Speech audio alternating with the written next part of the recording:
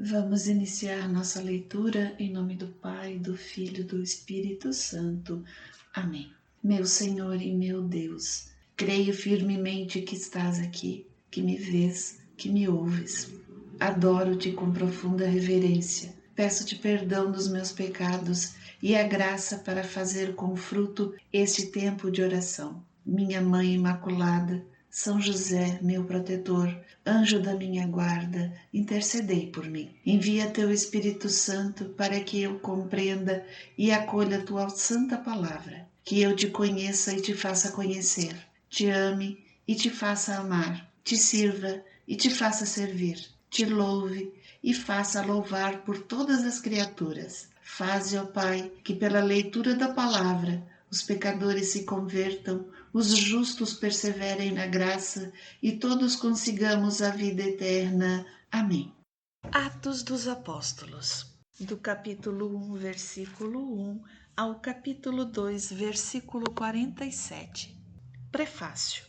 Em minha primeira narração, ó Teófilo, contei toda a sequência das ações e dos ensinamentos de Jesus, desde o princípio até o dia em que, depois de ter dado pelo Espírito Santo suas instruções aos apóstolos que escolhera, foi arrebatado ao céu. É a eles que se manifestou vivo depois de sua paixão, com muitas provas, aparecendo-lhes durante 40 dias e falando das coisas do reino de Deus. Implantação da Igreja de Cristo na Palestina, 1:4-12, ou Atos de Pedro. Ascensão. E comendo com eles, ordenou-lhes que não se afastassem de Jerusalém, mas que esperassem aí o cumprimento da promessa de seu Pai, que ouvistes, disse ele, da minha boca. Porque João batizou na água, mas vós sereis batizados no Espírito Santo daqui a poucos dias. Assim reunidos, eles o interrogavam: Senhor, é porventura agora que ides restaurar o reino de Israel? Respondeu-lhes ele: Não vos pertence a vós saber os tempos nem os momentos que o Pai fixou em seu poder, mas descerá sobre vós o Espírito Santo e vos dará força. E sereis minhas testemunhas em Jerusalém, em toda a Judéia e Samaria, e até os confins do mundo. Dizendo isso, elevou-se da terra à vista deles, e uma nuvem o ocultou aos seus olhos. Enquanto o acompanhavam com os seus olhares, vendo-o afastar-se para o céu, eis que lhes apareceram 2 homens vestidos de branco, que lhes disseram: Homens da Galileia, por que ficais aí a olhar para o céu? Esse Jesus que acaba de vos ser arrebatado para o céu, voltará do mesmo modo que o vistes subir para o céu. Os discípulos no cenáculo. Voltaram eles então para Jerusalém, do monte chamado das Oliveiras, que fica perto de Jerusalém, distante uma jornada de sábado. Tendo entrado no cenáculo, subiram ao quarto de cima, onde costumavam permanecer.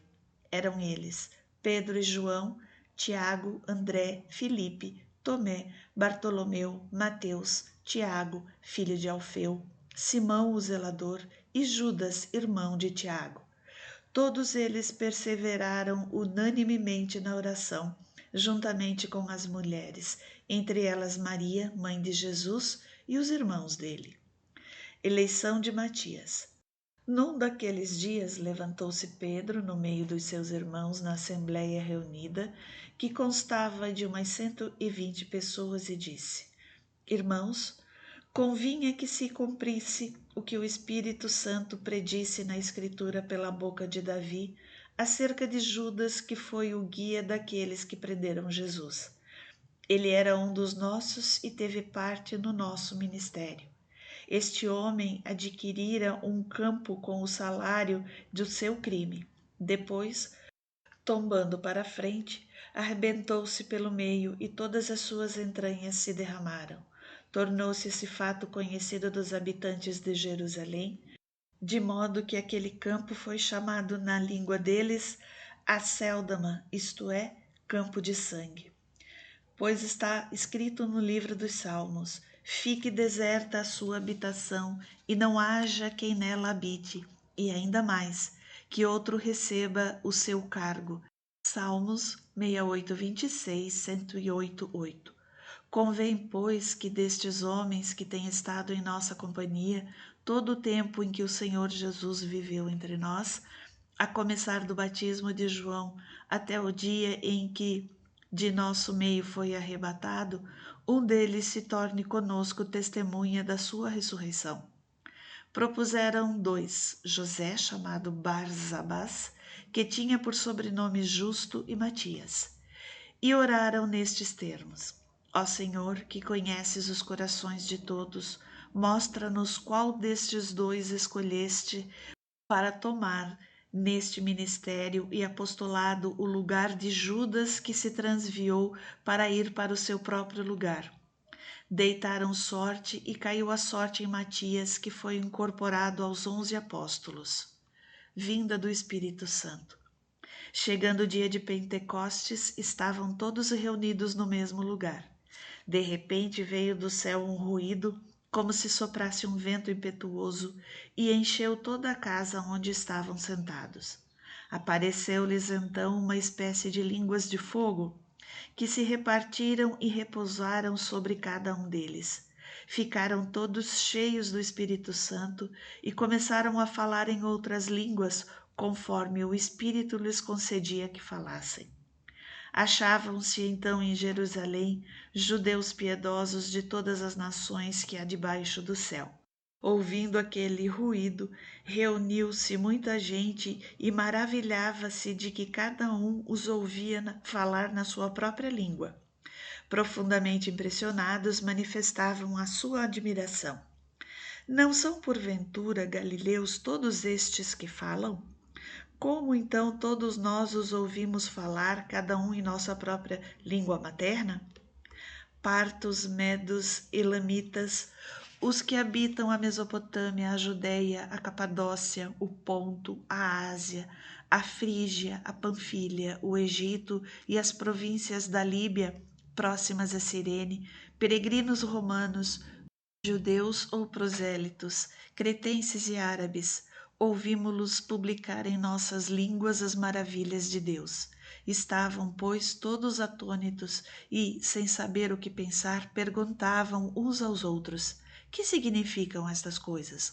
Outros, porém, escarnecendo, diziam: estão todos embriagados de vinho doce.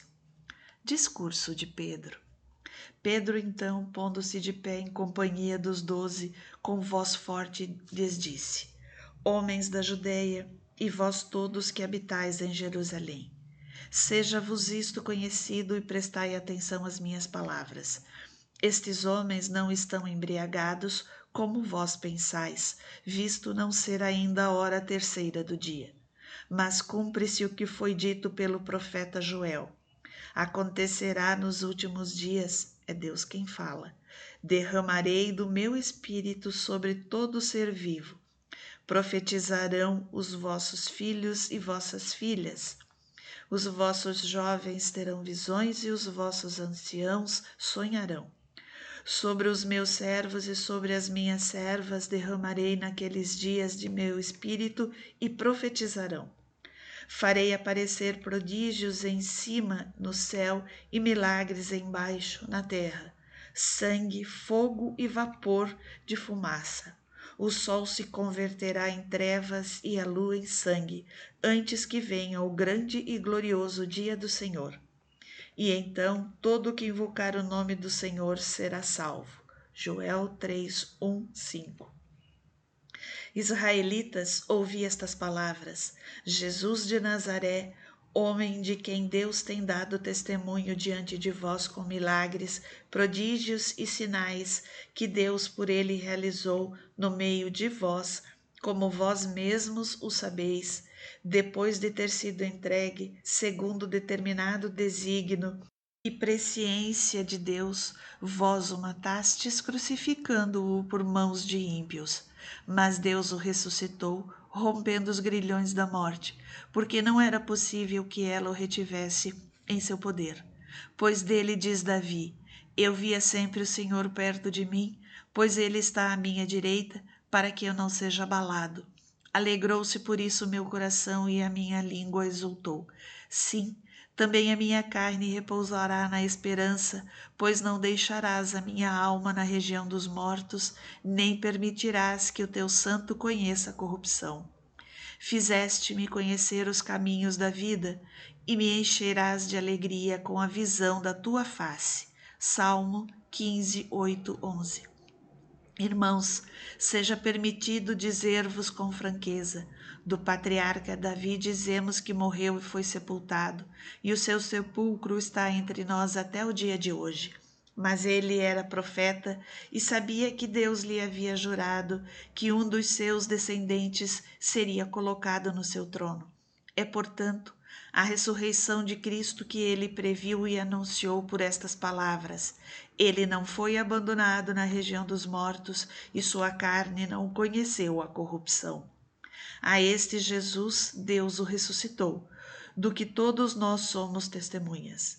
Exaltado pela direita de Deus, havendo recebido do Pai o Espírito Santo prometido, derramou-o como vós vedes e ouvis. Pois Davi pessoalmente não subiu ao céu.